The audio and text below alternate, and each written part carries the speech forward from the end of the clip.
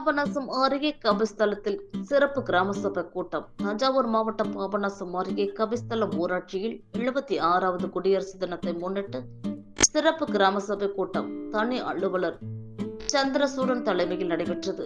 அனைவரையும் ஊராட்சி செயலர் தமிழ்ச்செல்வன் வரவேற்று பேசினார்.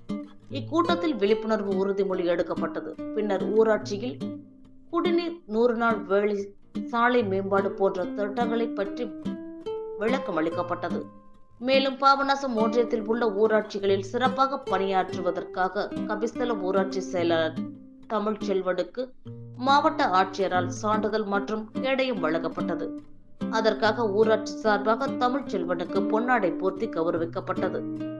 இக்கூட்டத்தில் முன்னாள் ஊராட்சி மன்ற தலைவர், துணைத் தலைவர், வர்த்தக சங்க தலைவர், அங்கன்வாடி பணியாளர், மகளிர் திட்ட பணியாளர்கள் மற்றும் பொதுமக்கள் கலந்து கொண்டனர்.